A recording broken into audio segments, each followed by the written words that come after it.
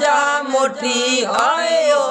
लख थोरा मेहमान जा एडे कोन होसी असलाए एहसान जा एटी आयो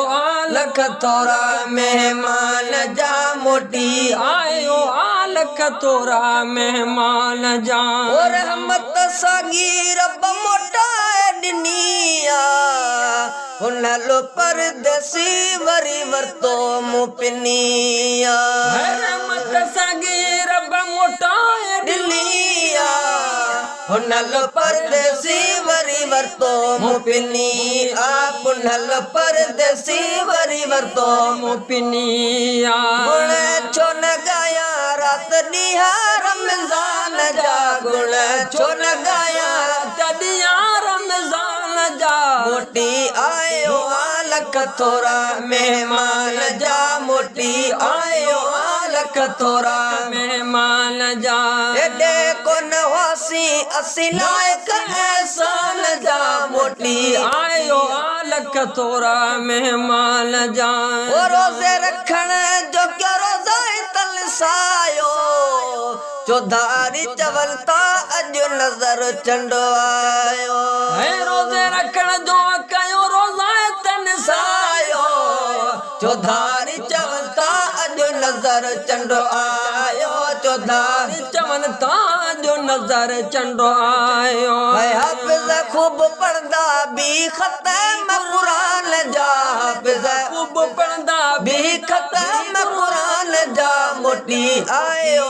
लख थोरा मेहमान जा मोटी आयो लख थोरा मेहमान जा ओ मानुल सा मिलायो तो जुदा थियल जानी मुझा रब साईं तुझी वडी मेहरबानी मानुल सा मिलायो तो जुदा थियल जानी मुझा रब साईं तुझी वडी मेहरबानी मुझा रब साईं तुझी वडी मेहरबानी कॾो लफ्ज़ आणे शर लिखा शुक्रान जा कॾो लफ्ज़ आणे शर लिखा शुक्रान जा मोटी आयो लख थोरा मेहमान जा मोटी आयो लख थोरा मेहमान जा एडे कोन होसी असलायक एहसान जा मोटी आयो लख थोरा मेहमान जा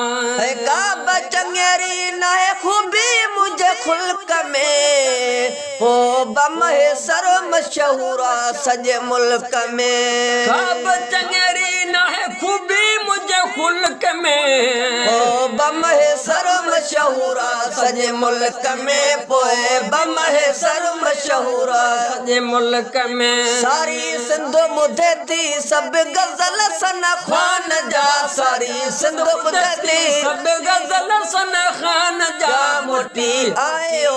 लख थोरा मेहमान जा मोटी आयो लख थोरा मेहमान जा एडे कोन होसी असी लायक एहसान जा मोटी आयो लख थोरा मेहमान जा मोटी आयो लख थोरा मेहमान जा।